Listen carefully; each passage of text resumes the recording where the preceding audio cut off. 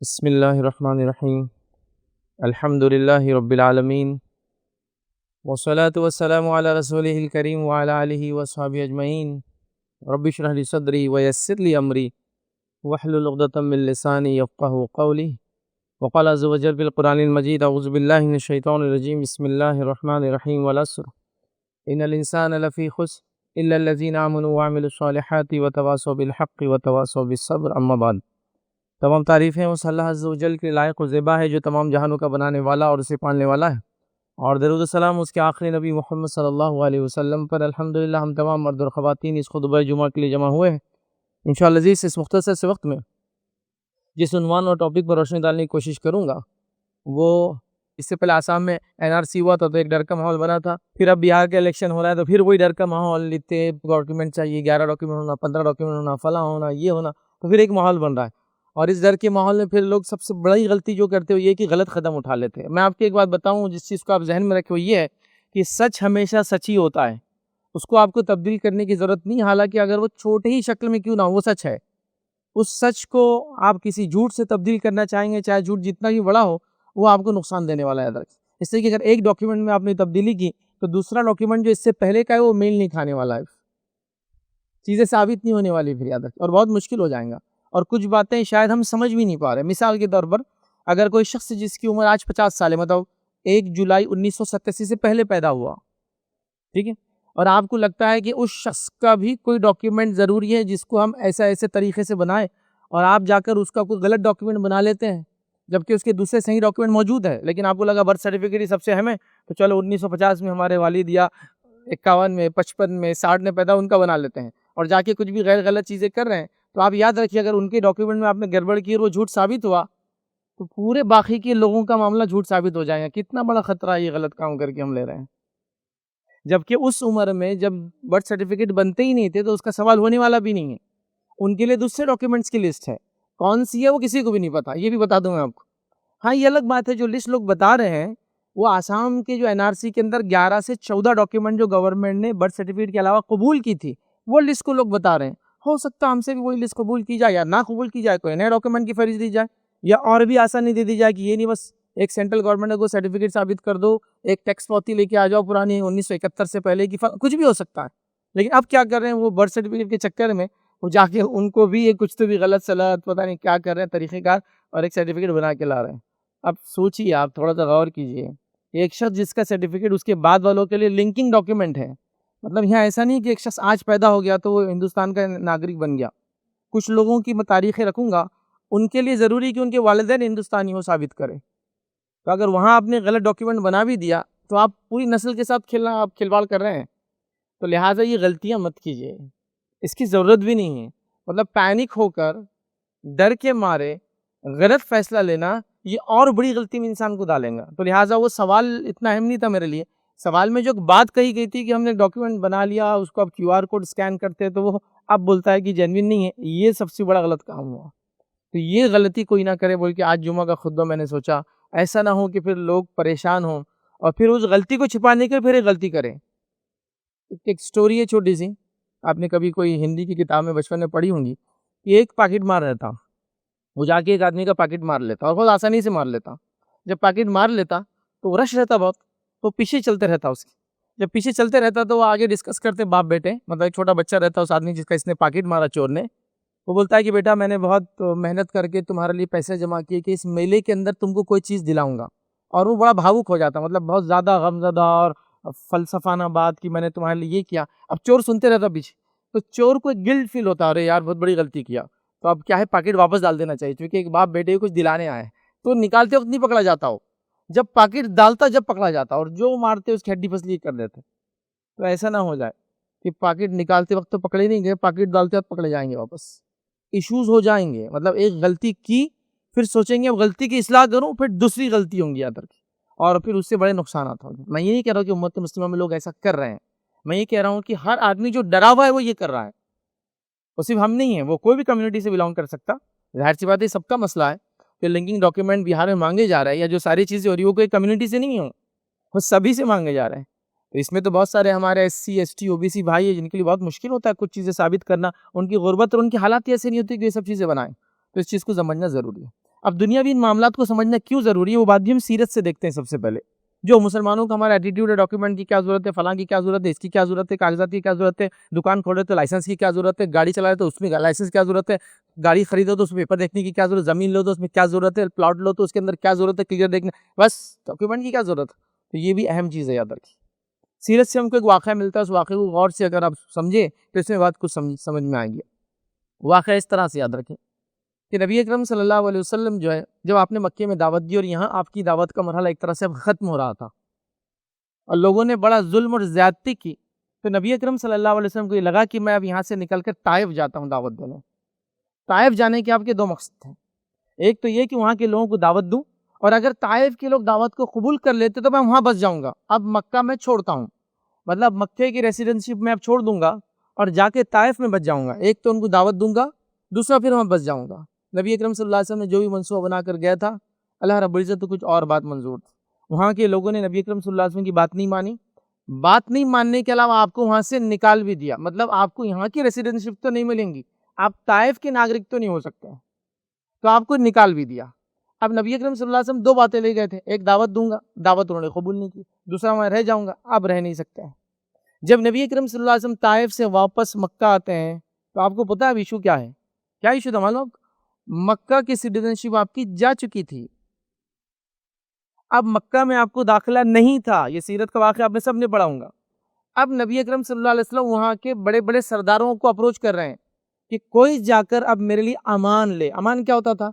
अमान ये होता था उस ज़माने में कि कोई इंसान अगर मक्के का रहने वाला नहीं है, तो अगर उसे मक्के में रहना है, यहाँ कमाना है, यहाँ ज़िंदगी गुजारना है, तो उसको कोई मक्के का बड़ा सरदार अमान दे, ये कहे कि ये मेरे मातहत है, अब मैं इसकी तरफ से सिफारिशी बनता हूँ, मैं वसीला हूँ इसके लिए, मैं गारंटर हूँ इसका, इसको बोलते थे अमान, इसको रहने दो। तो उसके वजह से इस शख्स को अंदर रहने दिया जाता था। नबी अकरम सल्लल्लाहु अलैहि वसल्लम जब ताइफ गए वापस आए, तब आपको पता था मेरे यहाँ की सिटीजनशिप जा चुकी है। मतलब उस ज़माने में कोई सिटीजनशिप कार्ड पासपोर्ट नहीं होता था, लेकिन मक्के वालों को पता था कि इन्होंने ताइफ में पनाह लेने की कोशिश की, लिहाजा मक्के में ये नहीं आ सकता, तो लिहाजा अब आपका अंदर दाखिला ममनू था। आपने कई सरदारों को अप्रोच किया, कोई भी आगे नहीं आया, कहा ए मोहम्मद सल्लल्लाहु अलैहि वसल्लम आपको अमान हम कोई भी नहीं दे सकते हैं। फिर नबी अकरम सल्लल्लाहु अलैहि वसल्लम एक शख्स के पास गए जिसका नाम मुतिम बिन अदी था। ये काफिर था और कुफ्र की हालत में, नॉन मुस्लिम कंडीशन में इनकी इस शख्स की जो है इंतकाल भी हुआ। याद रखें, मतलब ये इस्लाम ना उस टाइम में मुसलमान था ना बाद में कभी इस्लाम कबूल किया। मुतिम बिन अदी ये भी सरदार था और ये सरदार था याद बनु नौफैल का। नबी अकरम सल्लल्लाहु अलैहि वसल्लम इसके पास अप्रोच किया इस इरादे से कि पहले भी ये शख्स जो है आया था बीच में बचाने के लिए। कब आया था? जब नबी अकरम सल्लल्लाहु अलैहि वसल्लम की वजह से पूरे जो है बनु हाशिम कबीले का बायकॉट कर दिया गया था और इनको मक्का से निकाल के दो पहाड़ों के बीच में रख दिया गया था एक वादी के अंदर। तो ये 3 साल भूख के, परेशानी के, तंगदस्ती के थे कि उमर इब्न खत्ताब रज़ियल्लाहु अन्हु फरमाते हैं कि हम में से किसी एक शख्स को अगर सूखे पत्ते या चमड़ा मिल जाता तो हम लोग उसको जलाते, उसकी राख में पानी मिलाते और उसी को खाते। ये उनका खाना था। मतलब वो भूखमरी थी, खाना नहीं दिया जाता था, पानी नहीं दिया जाता था, कोई रिश्ते नहीं करता था, तिजारतें सब दुकानें उधर है, ये लोग इधर बंद है, सब ठप।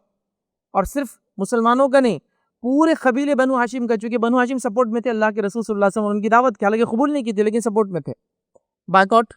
हज़रत उमर फरमाते हैं कि हम पत्ते जला लेते, पत्तों को पानी में मिलाते थे, पेस्ट बन जाता, उसको पीते। तो ये हालत थी।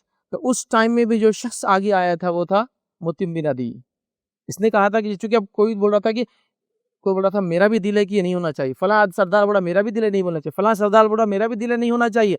लेकिन सवाल ये था पहले कौन बोलेगा मेरा दिल बोलता है कि बनु हाशिम के साथ ये नहीं होना चाहिए, ये हमारे भाई है, ये कुरैश कबीला था ना, याद रखे, बड़ा ऊंचा कबीला। तो मुतिम वो शख्स था, इसने कहा कि मैं खिलाफ हूँ इसके, तो दूसरे ने कहा मैं खिलाफ हूँ इसके, तीसरे ने कहा मैं खिलाफ हूँ इसके, चौथे ने कहा मैं खिलाफ। बाइकआउट 3 साल का खत्म किया गया। ये था मुतिम बिन अदी।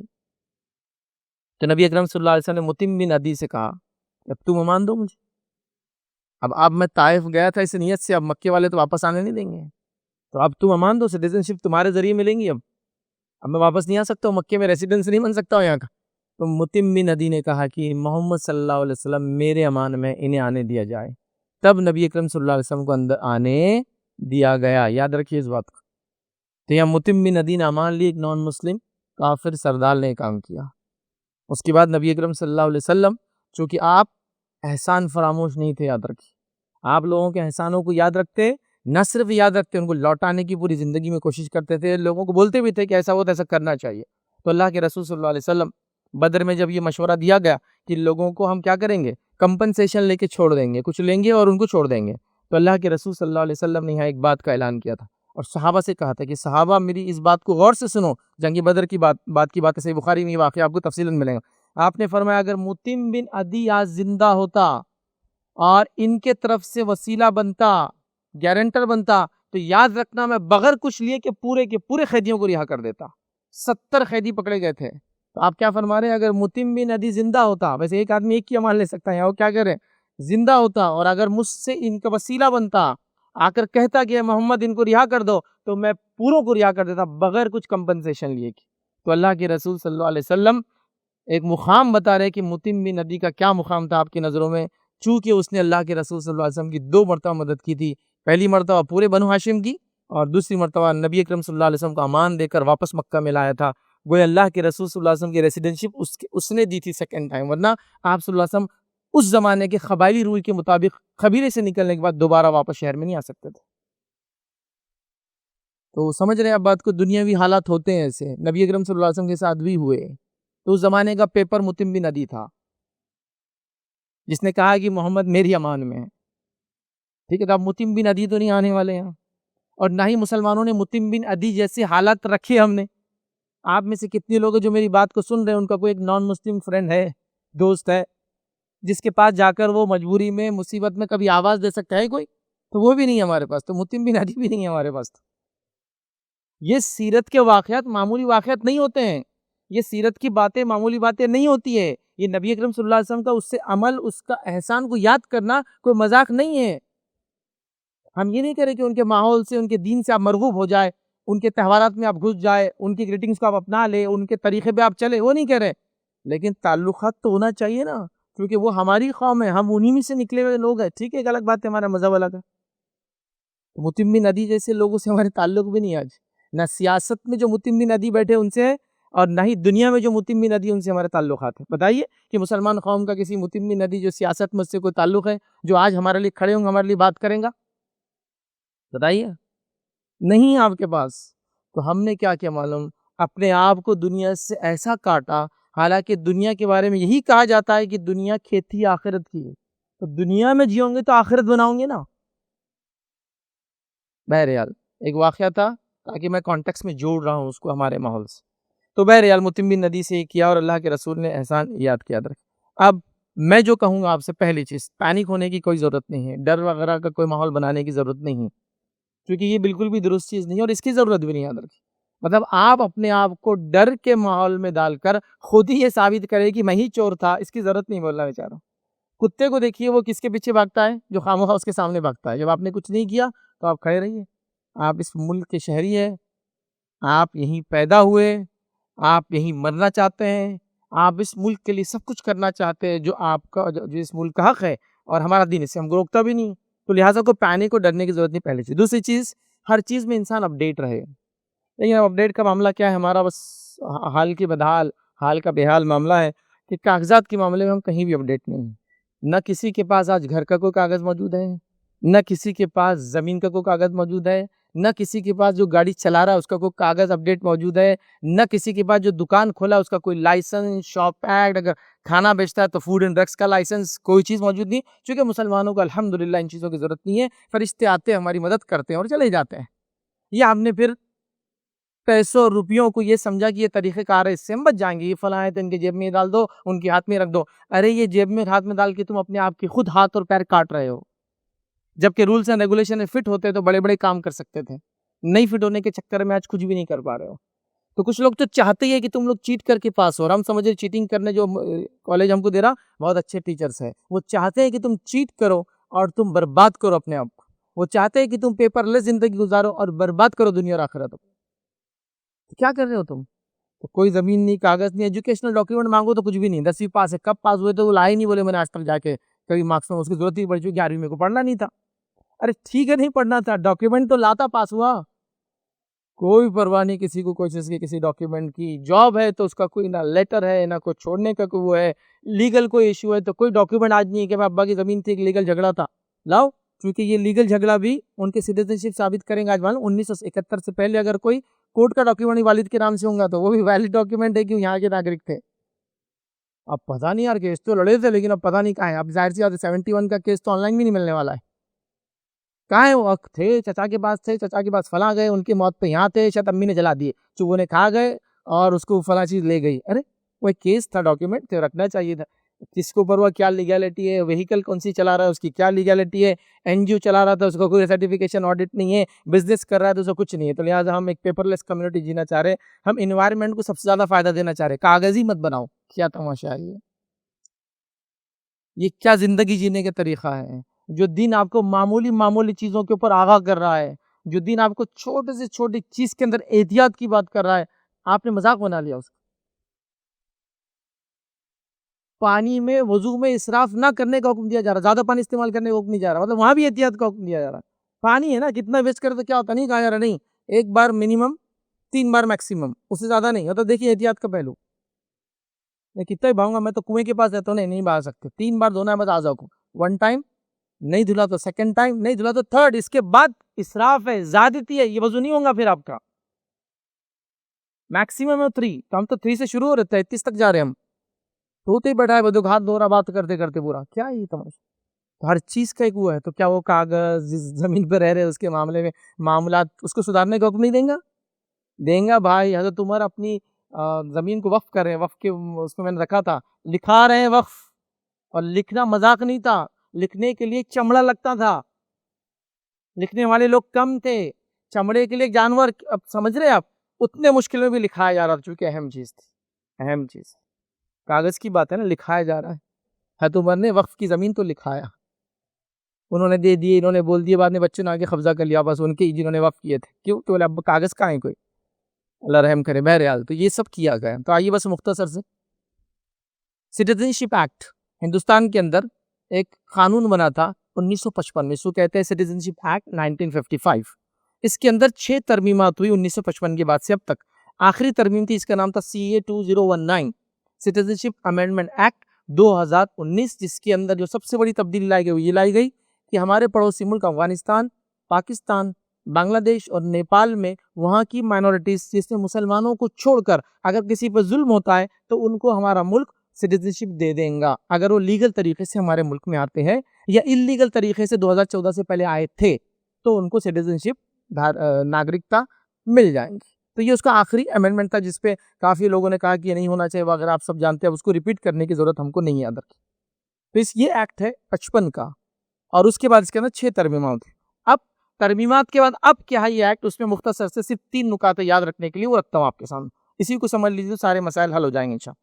पहला ये एक्ट बोलता है कि 26 जनवरी 1950 के बाद जो भी इस मुल्क में पैदा हुआ, याद रखिए, और वहां से लेकर 1 जुलाई 1987, ये कट ऑफ डेट याद रखिए, 1 जुलाई 1/7/1987, 1987 ये कट ऑफ डेट है। इसमें जो पैदा हुआ ये इसकी पैदाइश की वजह से हिंदुस्तानी है, बाय वर्च्यू ऑफ बर्थ पैदा हुआ तो नागरिकता हो गई उसकी बाय डिफॉल्ट। समझ रहे आप? अब इसको वो साबित करने के लिए पैदा हुआ था, वो कहीं डॉक्यूमेंट दे सकता है, वो बाद में मैं लिस्ट रख देता हूँ आपके सामने। समझ रहे आप? तो क्या हुआ, 26 जनवरी 1950, चूंकि इस टाइम जो है जमहूरियत बना था इंडिया, याद रखिए, आज़ाद तो 47 में हो गया था, लेकिन एक जमहूरियत बनने के लिए याद रखिए ये इस टाइम हुआ था, इसलिए 26 जनवरी को याद रखिए तय किया गया है। तो वहां से लेकर 1 जुलाई 1987 से जो भी पैदा हुआ वो इंडियन सिटीजन हो गया। तो अगर आप 87 से पहले पैदा हुए तो आपको अपना साबित करना, पैदा हुए, आपके बच्चे खुद ब खुद साबित हो जाते हैं। अगर बच्चों के डॉक्यूमेंट पूरे हैं, आपके नहीं है, तो नहीं हो सकते आप साबित, ना बच्चे हो सकते। फिर ये बात याद रखिए, कट ऑफ्स भी याद रखिए। हम क्या समझ रहे हैं, मैंने इसलिए कहा 1950 के आदमी को आपने बर्थ सर्टिफिकेट बना दिया, लिंक कैसा करेंगे दोनों को, वो भी तो इम्पोर्टेंट है। तो ये हो गया ये। तो अगर आप 1987 से बाद पैदा हुए तो खाली आपको आपके डॉक्यूमेंट नहीं चाहिए, अब्बा के भी होना। ये बात याद रखिए, हम समझे खाली बच्चा तो साबित हो गया, चलो मतलब गलत सोच है, लेकिन मेरा लोग सोच, चलो मैं गया तो चलता, कहीं नहीं जाने वाले इंशाल्लाह। आप बच्चों का तो हो जाएंगे, बच्चों का भी नहीं होगा, आपके डॉक्यूमेंट नहीं है तो। ना हमारे पास बर्थ सर्टिफिकेट है, अरे कम से कम डेथ सर्टिफिकेट तो बनाते हैं, अगर मर गए थे लोग तो वो भी नहीं बनाते हैं, बनाए तो वो लेते भी नहीं है। अल्लाह रहम करे, डॉक्यूमेंट्स का ये हाल है। तो बहरहाल ये हो गया पहला जो अमेंडमेंट बोलता है, एक्ट बोलता है। तो ये हो गया, ये पैदाइश से हो गए। अब ये चाहे इनके माँ बाप कोई भी होंगे, कोई इससे परवाह नहीं, ये पैदा हो गए यहाँ के नागरिक। अब दूसरा इसका क्लॉज क्या बोलता है वो भी सुनिए, तीन ही बातें इसमें से मैं रख रहा हूँ। दूसरा, अगर तुम 1 जुलाई 1987 के बाद पैदा हुए और 2 दिसंबर 2004 तक पैदा हुए, ये भी कट ऑफ डेट है, तो तुम्हारे माँ बाप में से कोई एक का इंडियन होना जरूरी है। कोई एक कैसा, माँ या तो इंडियन सिटीजन हो या बाप इंडियन सिटीजन हो, या माँ या बाप में से किसी एक के कागजात प्रूफ होना जरूरी है। सेकंड के ना भी हो तो कंसिडर किया जाएगा। ये दूसरा उसके अंदर है। तो अब यहाँ भी लिंक आ गया फिर से कि 87 में नहीं है तो उसके बाद साबित करना पड़ेगा उसके बाद की नस्ल के लिए। तीसरा जो उसके अंदर है वो ये है कि 3 दिसंबर 2004 के बाद जो लोग पैदा हुए उनके माँ बाप का हिंदुस्तानी होना जरूरी है, पहला। अगर माँ बाप हिंदुस्तानी नहीं है तो किसी एक का हिंदुस्तानी होना जरूरी है, दूसरा। और एक का हिंदुस्तानी होना जरूरी है और दूसरे का हिंदुस्तानी ना भी हो तो इलीगल इमिग्रेंट नहीं होना, वो घुसपैठिया नहीं होना चाहिए उसे। 87 से 2004 तक के अंदर ये नहीं है, वो कोई भी हो सकता माँ बाप, मतलब माँ या बाप साबित हो गया, दूसरे का साबित ही नहीं करना है, वो इलीगल है नॉन इलीगल है उसकी बात ही नहीं होने वाली, खत्म हो गया इशू।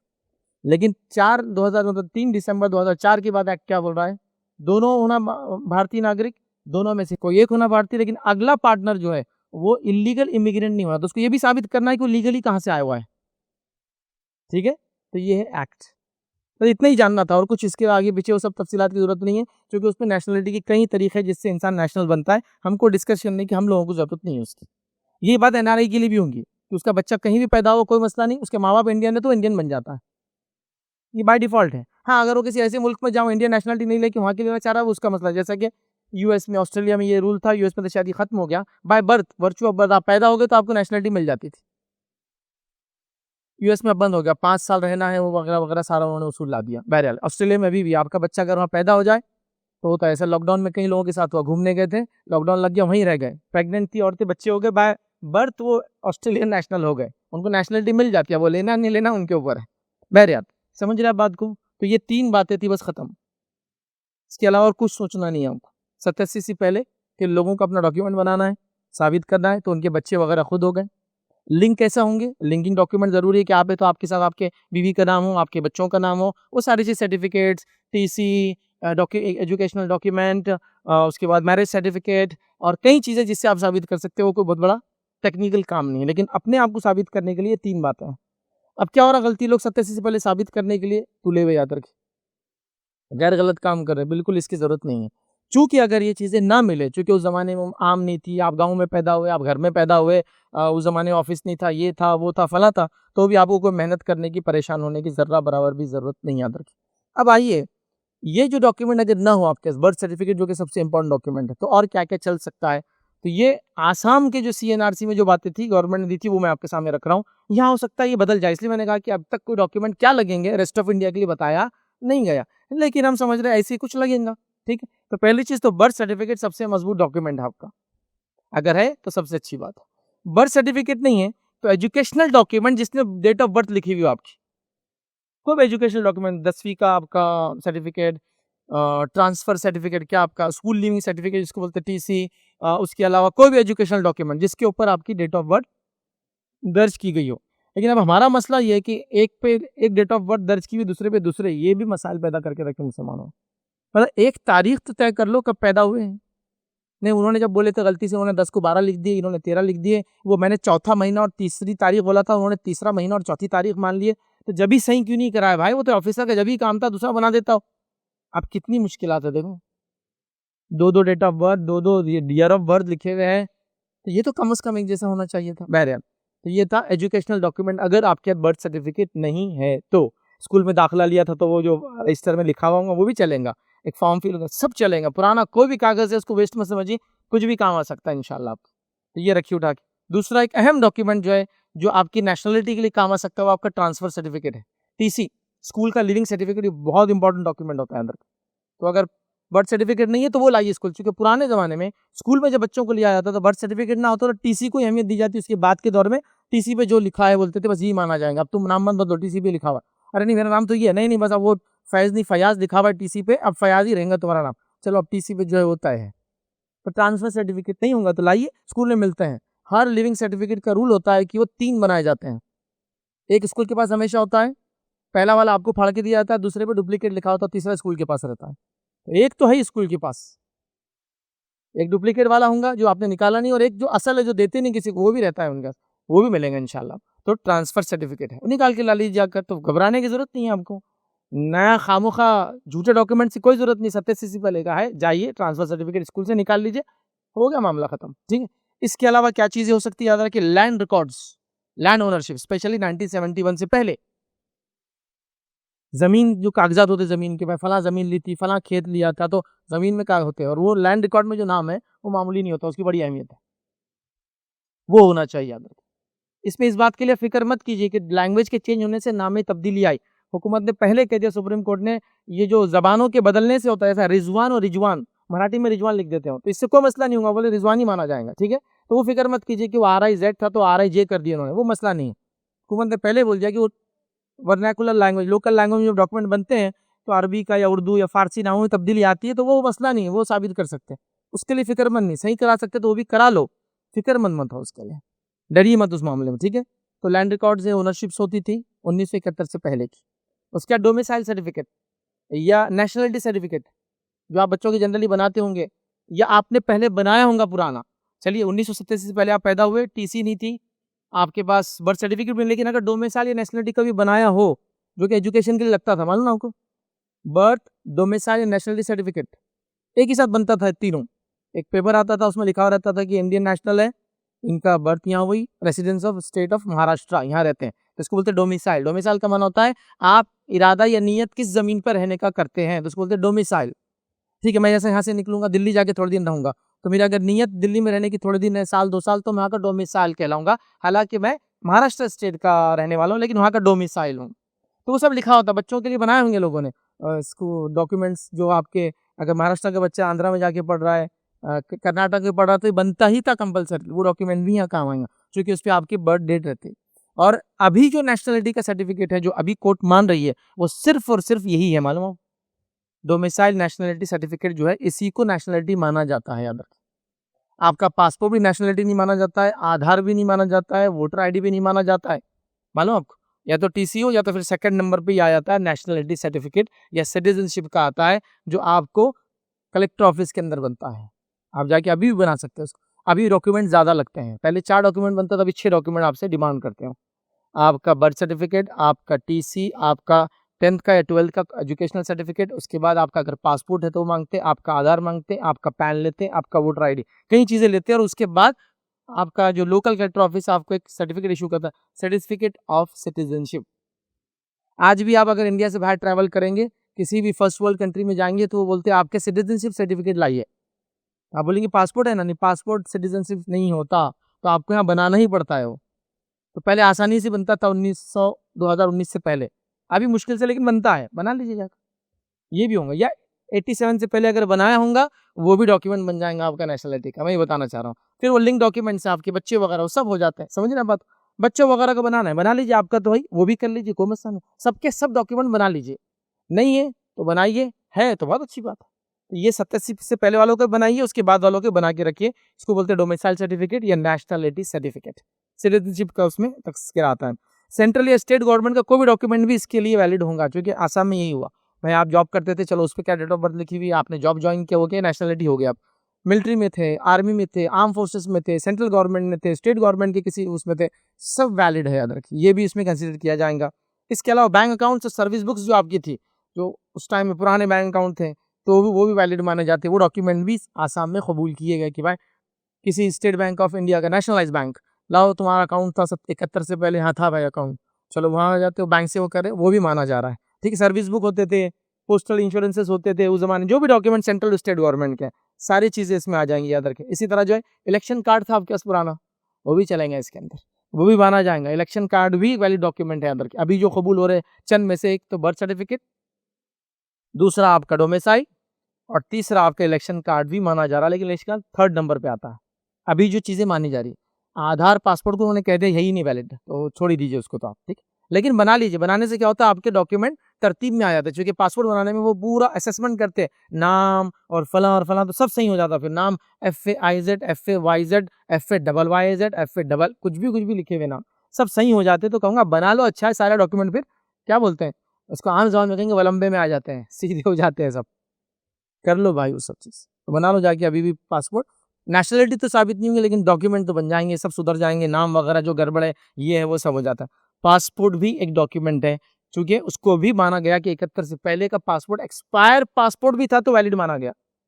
एक शख्स का 1971 से पहले पासपोर्ट था एक्सपायर, लेकिन उस पर डेट ऑफ बर्थ ही माना गया, इसको भी लिया जाएगा। उसके बाद वाले नहीं, 1987 वालों के लिए बोल रहा हूँ मैं, 71 से पहले के पासपोर्ट भी वैलिड है। तो अब किसी के पास ना डेट ऑफ सर्टिफिकेट है ना कुछ है, पासपोर्ट है पुराना, लाओ उसको भी, वो भी आपका माना जाएगा कि ये भी वैलिड डॉक्यूमेंट है आपकी डेट ऑफ बर्थ वेरीफाई करने के लिए।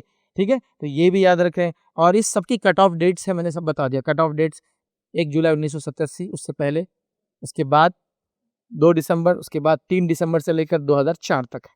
तो सारी चीज़ों अगर अब तो गवर्नमेंट ने कंपलसरी कर दिया कि आपका बर्थ सर्टिफिकेट से ही सारे डॉक्यूमेंट बनते हैं। अब ये तो कंपलसरी, पासपोर्ट बनाना है तो बर्थ सर्टिफिकेट लाना ही पड़ेगा 2004 के बाद जो पैदा हुए उनको। ठीक, बहरहाल ये सब चीज़ें अब इन डॉक्यूमेंट के अंदर जो नहीं है बना लो, जो है अच्छी बात है। अब इसमें एक अहम चीज़ है, उसको चेक करो कि क्या नाम लिखा हुआ भाई।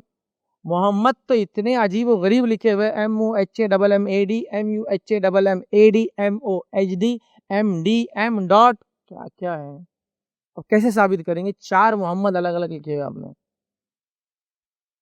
आप जो डॉक्यूमेंट इंग्लिश में बने उसमें तो नाम सीधे होना था ना, चलो जो इंग्लिश से मराठी में, मराठी से इंग्लिश में, ठीक है उसमें गड़बड़ थी, इंग्लिश वाले डॉक्यूमेंट में आपने सही नहीं कराया।